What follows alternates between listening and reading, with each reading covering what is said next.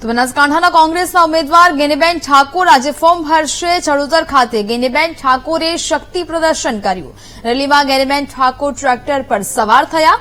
ટ્રેક્ટરમાં બેસીને ગેનીબેન સભાસ્થળ સુધી જશે. ચડોતરમાં જાહેર સભાને સંબોધન કર્યા બાદ ગેનીબેન ફોર્મ ભરશે.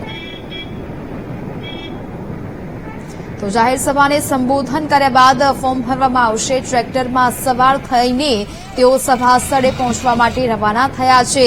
ચડોતરમાં તેઓ આજે જાહેર સભાને સંબોધન કરવાના છે અને ત્યારબાદ ગેનીબેન ઠાકોર ફોર્મ ભરવાની પ્રક્રિયા છે તે પૂર્ણ કરશે. બનાસકાંઠાના કોંગ્રેસના ઉમેદવાર છે ગેનીબેન ઠાકોર, જે આજે લોકસભા ઉમેદવારી માટે ફોર્મ ભરશે. ચડોતર ખાતે ગેનીબેન ઠાકોરે શક્તિ પ્રદર્શન શરૂ કર્યું છે.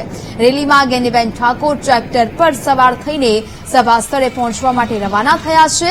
ટ્રેક્ટરમાં બેસીને ગેનીબેન સભાસ્થળ સુધી પહોંચશે. ચડોતરમાં જાહેર સભાને સંબોધન કરવાની જે તમામ તૈયારીઓ છે તે કરી દેવામાં આવી છે અને આ સમગ્ર શક્તિ પ્રદર્શન છે તે થઈ રહ્યું છે અને હવે થોડા જ સમયમાં તેઓ ચડોતર ખાતે પહોંચશે ને ત્યારબાદ તેઓ જાહેર સભાને સંબોધન કરવાના છે. મોટી સંખ્યામાં ત્યાં લોકો પણ ઉપસ્થિત જોવા મળી શકે છે. તો ચડોતરમાં જાહેર સભાને સંબોધન કર્યા બાદ ગેનીબેન ઠાકોર ફોર્મ ભરવાની જે સમગ્ર પ્રક્રિયા છે તે પૂર્ણ કરવામાં આવશે. હાલ તો ગેનીબેન ઠાકોર નિવાસસ્થાનેથી નીકળ્યા છે અને આ પહેલા તેઓએ પોતાના કુળદેવીના આશીર્વાદ લીધા હતા અને ત્યારબાદ આ શક્તિ પ્રદર્શનનું આયોજન, રેલીનું આયોજન અને હવે રેલીમાં ગેનીબેન ઠાકોર ટ્રેક્ટર પર સવાર થઈને તેઓ દ્વારા શક્તિ પ્રદર્શન કરવામાં આવ્યું છે.